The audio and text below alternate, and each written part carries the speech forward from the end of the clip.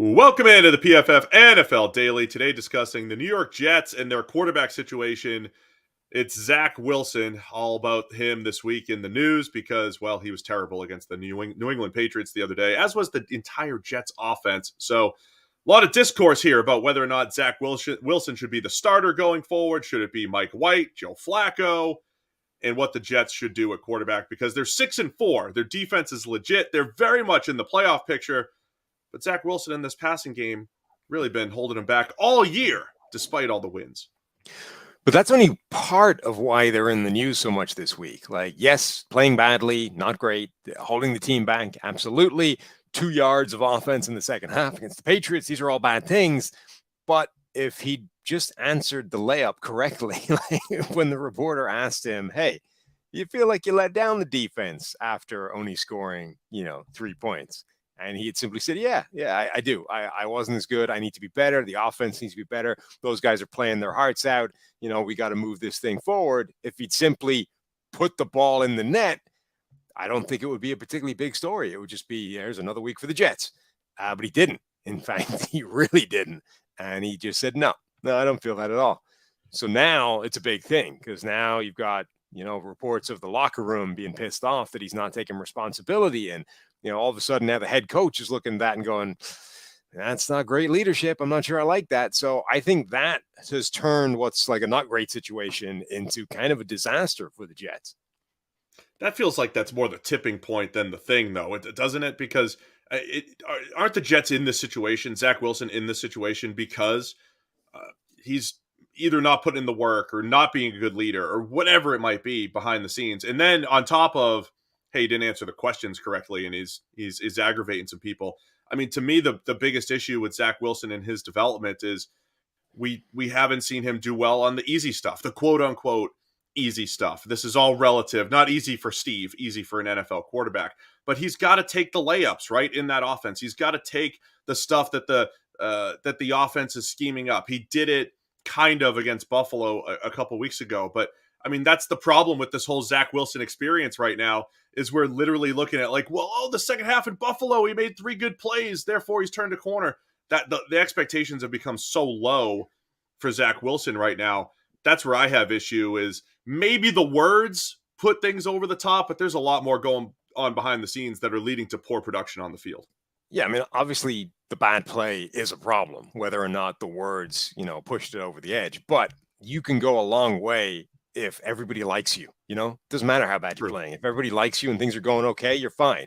Taylor Heinicke and Zach Wilson have functionally the same PFF grade for the season, right? They're in very similar area, 48 to 50, something like that. But Taylor Heinicke's winning. The team loves him. He's willing to air it out to his receivers. And Ron Rivera just made him the starter over Carson Wentz, who, A, they have quite a lot invested in, and B, has a history of not taking things like that particularly well, right? So that's a pretty big move, essentially just because everyone likes the guy and they're winning, right?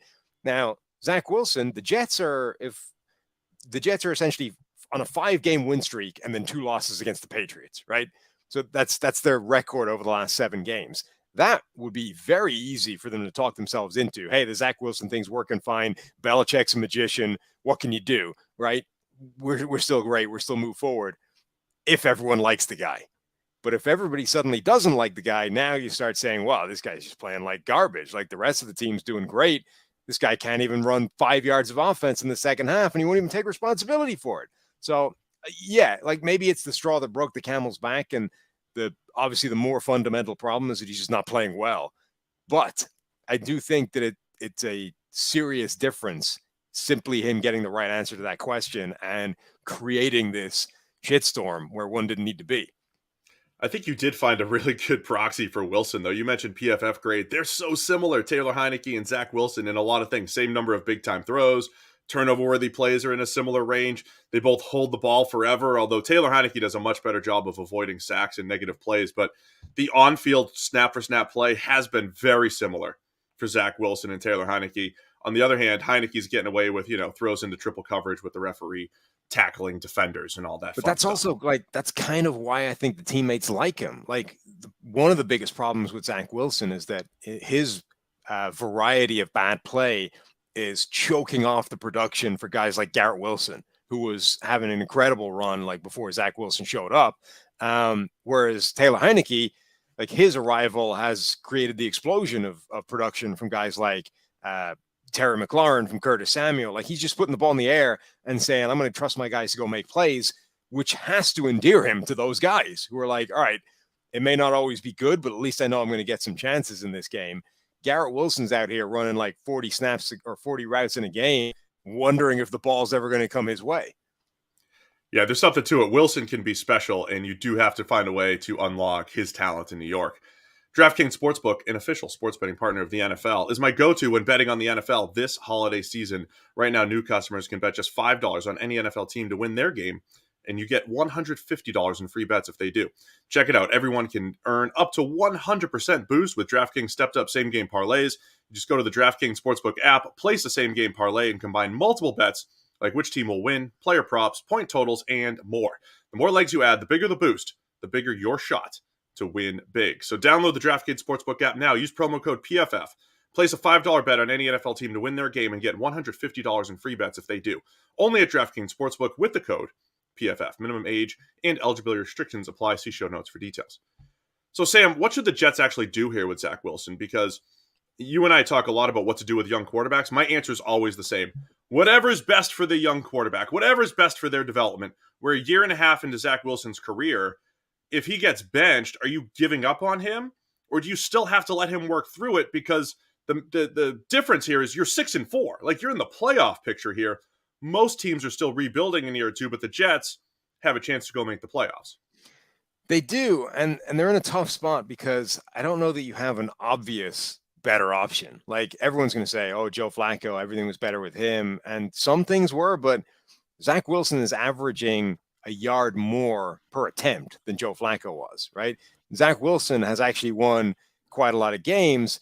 The Joe Flacco thing, sure, you might get better production out of guys like Garrett Wilson and some of the receivers, but Joe Flacco was, 1-2, whereas Zach Wilson is winning games except the Patriots.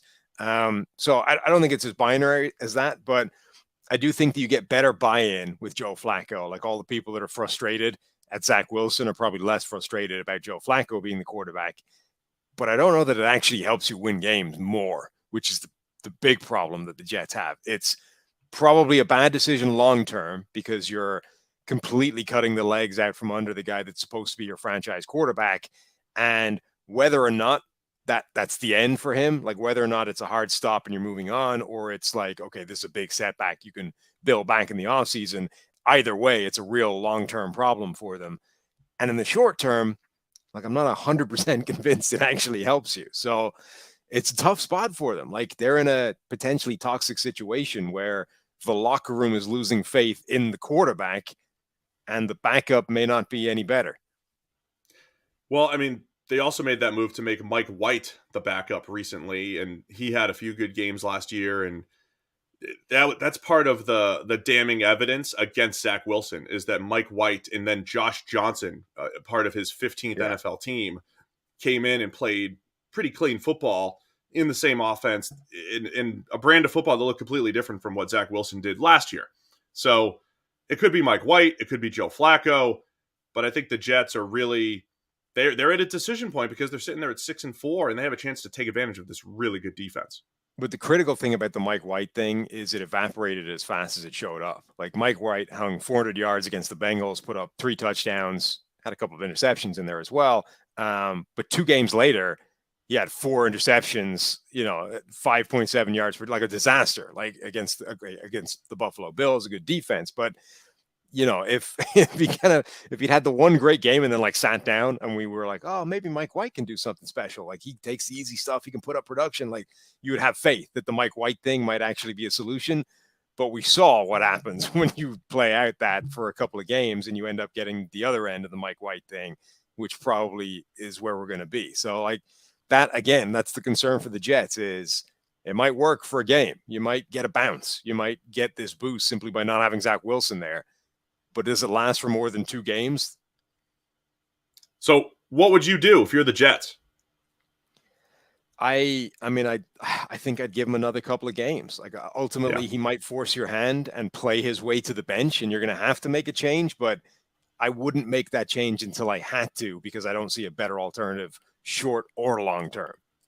Yeah, personally, I would try to roll with Zach as much as possible. Give him, look, you got to sit him down and say, if leadership's an issue, it has to change right now. Yeah. By the way, I would also tell him to get in front of a microphone quickly and Yeah. apologize. Like, tell people that Take accountability. Right.